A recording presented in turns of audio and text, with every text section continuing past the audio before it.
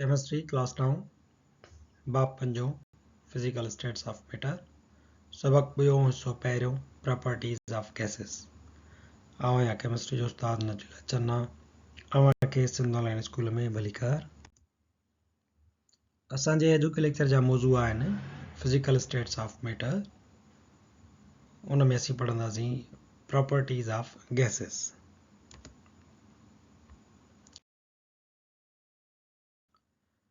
properties of gases.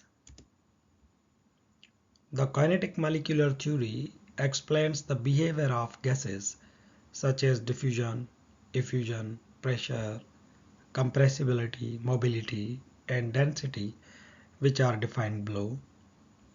Kinetic molecular theory gasun ji खोड़ सारन ख़ासियतुनि खे जीअं diffusion, effusion, pressure, compressibility, mobility या डेंसिटीअ खे बयानु करे थी जेकी असीं वारे वारे सां हेठि बयानु कंदा हलंदासीं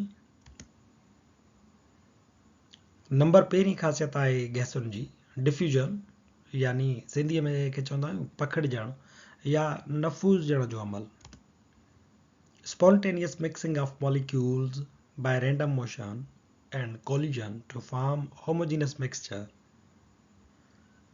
गैसुनि जी डिफ्यूजन हिकु अहिड़ी ख़ासियत आहे जंहिंमें मालिक्यूल पंहिंजो पाण हिकिड़ी रैंडम मोशन ऐं पंहिंजे पाण में टकराइजण जे करे मिक्स थींदा आहिनि ऐं यकसान मिलावट ठाहींदा आहिनि मिसाल जे तौर ते हिन पासे ॾांहुं ॾिसो त असांखे येलो कलर वारा जेके गैस जा मालिक्यूल आहिनि उहे घणा नज़र अचनि था हिन पासे ॾांहुं ॾिसो त उहे रेड ऐं जेके येलो वारा आहिनि उहे ॿई पाण में बराबरि आहिनि हाणे थींदो छा त ही वारा जेके मालिक्यूल आहिनि जेकी फिका हिकिड़े पासे ॾे आहिनि ऐं ॻाढ़ा ॿिए पासे ॾे आहिनि इहे स्पॉन्टेनियस पंहिंजो पाण हिकिड़ी रैंडम हरकत करणु शुरू कंदा हेॾे होॾे इहे पाण में बि टकराइजंदा ऐं भितियुनि जा हिन सां वॉल्स सां बि टकराइजंदा ऐं इहे स्पॉन्टेनियस मिक्सचर ठाहींदा हिकिड़ी यकसान मिलावट ठहण ताईं इहे पिया टकराइजंदा हेॾे होॾे वेंदा जंहिं महिल हिन सूरत में अची वेंदा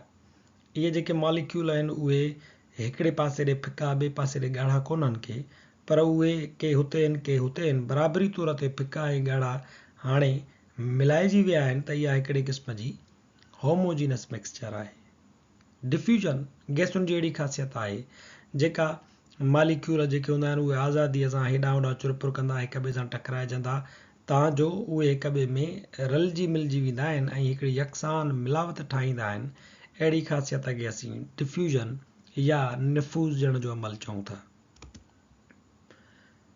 ही हिकिड़ो क़ाइदो आहे जेको ग्राम इहो क़ाइदो पेश कयो हुयो उन में हिकिड़ो उसूल ॾिनो हुयो त लाइटर गैसेस डिफ्यूज़ रैपिडली देन हेवियर गैसेस हल्कियूं जेके गैसूं आहिनि उहे ॻरियुनि गैसुनि खां तकड़ियूं डिफ्यूज़ थींदियूं आहिनि मिसाल जे तौर ते जेकॾहिं असीं हिते हाइड्रोजन जो सिलेंडर रखूं था ऐं हेॾां ऑक्सीजन जो सिलेंडर रखूं था इन्हनि ॿिन्ही जे बराबरि मुफ़ासिले ते को माण्हू असां हिते बीहारियूं था हाणे असीं जेकॾहिं इन्हनि ॿिन्हिनि गैसुनि खे छॾियूं त इहे गैसूं छा थींदो त हितां पखिड़िजंदियूं हीअ बि पखिड़िजंदी हेॾां होॾां पखिड़िजंदे छा थींदो हाणे हाइड्रोजन जो वज़न आहे 2 हिन मालिक्यूलर हाइड्रोजन जो वज़न आहे 2 ग्राम हिन मालिक्यूलर ऑक्सीजन जो वज़न आहे 32 ग्राम हाणे हीअ ॻोरी आहे हीअ हल्की आहे हीअ जेका गैस आहे उहा डिफ्यूज़ थी तकिड़ो फैलिजी अचे हिन माण्हूअ ताईं जल्दी पहुचंदी हीअ उन खां बाद ईंदी इहो उसूल आहे जेको ग्राम जेको साइंसदान हुयो उन ॾिनो हुयो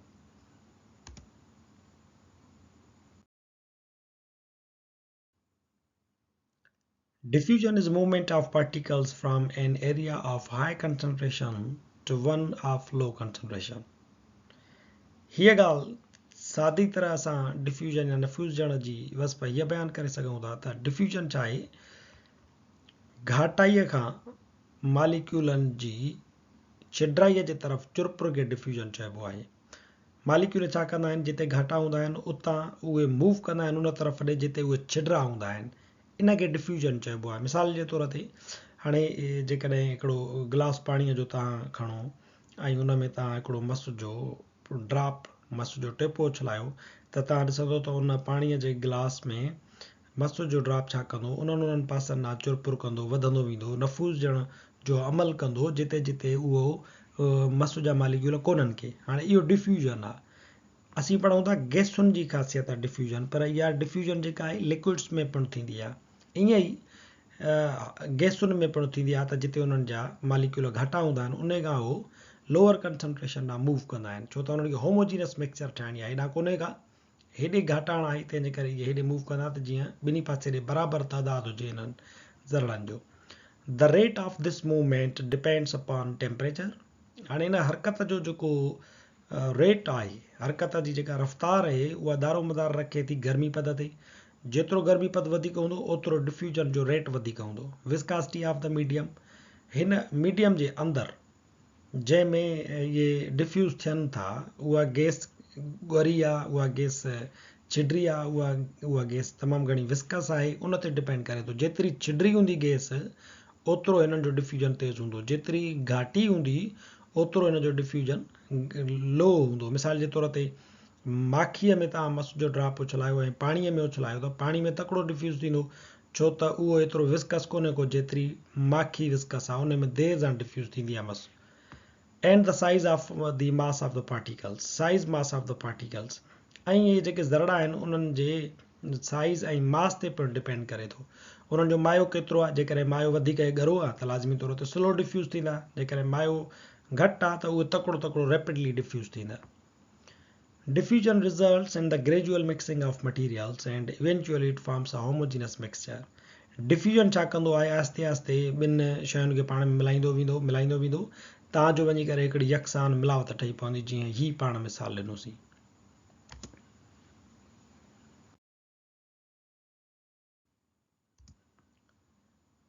Diffusion जा मिसाल आहिनि, for example you can smell perfume because it diffuses into the air and makes its way into your nose.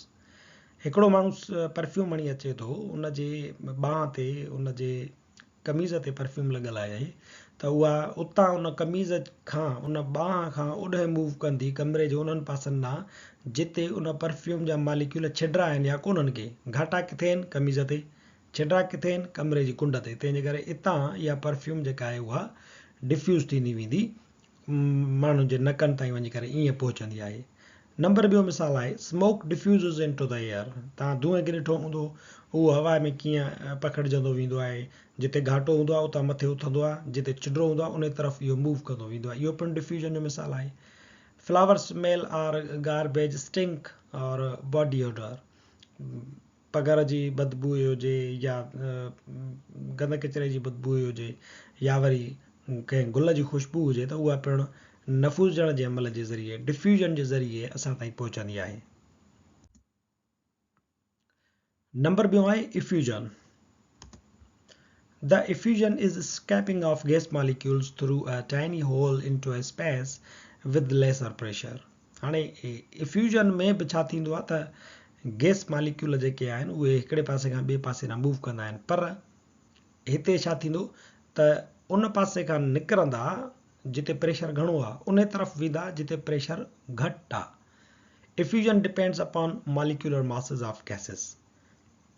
Effusion पिणु डिफ्यूजन वांगुरु गैसुनि जे मालिक्यूलर मास ते डिपेंड करे थो। हेवियर गैसेस जेके आहिनि, जीअं लिखियलु आहे लाइटर गैसेस इफ्यूज रैपिडली देन हेवियर गैसेस। हल्कियूं जेके गैसूं आहिनि उहे ॻरियुनि गैसनि खां तकिड़ो इफ्यूज़ थींदियूं, तकिड़ो निकिरंदियूं। The process of effusion, the diameter of hole must be smaller than the molecule's mean free path. हाणे इफ्यूजन जे प्रोसेस जे लाइ जेको सुराख आहे जितां उहे मालिक्यूल निकिरनि था उन जो डायमीटर उहो नंढो हुजणु घुरिजे मालिक्यूल जे मीन फ्री पाथ खां। मीन फ्री पाथ छा आहे? मीन फ्री पाथ जेको आहे उहो एवरेज डिस्टेंस आहे हिन मालिक्यूल खां हेसी ताईं जेको उहो ट्रेवल कनि था या टकर हणनि था हिक ॿिए सां। इहो जेको विच ते उहो ख़ाली जेको वञनि था ॿिया आराम सां जेको गुज़री वञनि था बिना टकराइजण जे, इन खे चऊं था मीन फ्री पाथ। जेसि ताईं ॿिए कंहिं सां टकराइजे नथो तेसि ताईं उहो मीन फ्री पाथ आहे। हाणे हितां खां हेसी ताईं इन खां हीउ जेको डायमीटर आहे ॾिसो हीउ नंढो आहे, हिन खां हीउ जेको डायमीटर आहे इहो नंढो हुजणु घुरिजे, हिन सुराख जो डायमीटर नंढो हुजणु घुरिजे त इफ्यूजन जो प्रोसेस जेको आहे उहो थी सघंदो। हाणे मिसाल जे तौर ते इफ्यूजन जो कीअं मिसाल ॾियूं, जीअं हिकिड़ो साइकिल जो टायर आहे। हाणे साइकिल जे टायर में ॾिसो त अंदरि प्रेशर घणो आहे उनखे जो सुई लॻंदी त छा थींदो त उन साइकिल जे टायर मां हवा जा मालिक्यूल जेके अंदरि हाईली प्रेशराइज़्ड हुया वॾे दॿाअ सां बंदि हुया उहे ॿाहिरि निकिरंदा छो त ॿाहिरि प्रेशर घटि आहे। इहो ई मथे चयोसीं त effusion is escaping of gas molecules through a tiny hole into a space with lesser pressure। उन पासे ॾे भॼंदा जिते प्रेशर घटि हुजे, इनखे असीं इफ्यूजन चवंदा आहियूं। Leakage of helium through a gas balloons, हाणे गैस बलून जिन में हेलियम भरियल हूंदी आहे उनखे जेकॾहिं सुराख थी पए सुई लॻे या लीकेज थी पए त उतां हेलियम ॿाहिरि निकिरंदी उन पासे ॾे स्पेस ॾे जिते हेलियम ते प्रेशर घटि हुजे।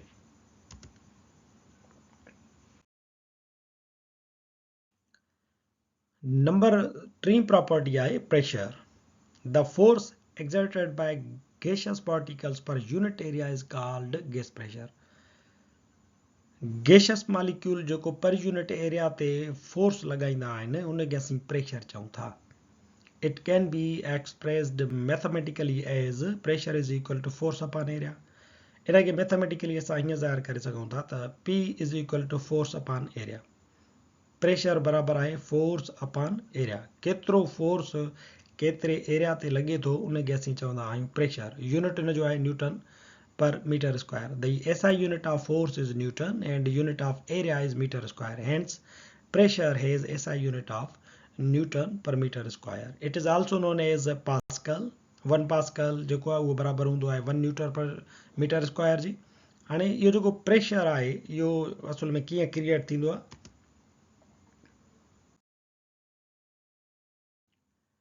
The molecules of gases are in continuous motion। ये जेके मालिक्यूल आहिनि ये हिकिड़े कंटेनर जे अंदरि गैस जा मालिक्यूल आहिनि। ये गैस जा मालिक्यूल हिकिड़े मुसलसल चुरपुर में हरकत में हूंदा आहिनि।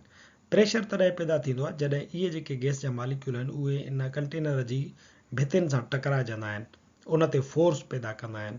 हाणे इहो ई जेको फोर्स इन ते भितियुनि ते लॻे थो इहो प्रेशर आहे, छो त इहो फोर्स जेको हिन ते लॻे थो हिन एरिया ते केतिरी एरिया ते लॻे थो असां हिनखे काउंट करे ऐं चवंदा आहियूं इहो अंदरि गैस जो जेको आहे सो प्रेशर आहे, केतिरे प्रेशर सां भरियल आहे। बैरोमीटर उहो एटमॉस्फेरिक प्रेशर मापण जे लाइ इस्तेमालु थींदो आहे ऐं जेको मैनोमीटर आहे उहो लेबोरेटरीज़ में असां प्रेशर खे मापण जे लाइ इस्तेमालु कंदा आहियूं। असांजो अॼोको लेक्चर हिते पुॼाणी ते पहुचे थो। वधीक वीडियोज़ लाइ ॾिसंदा रहो सिंध ऑनलाइन स्कूल।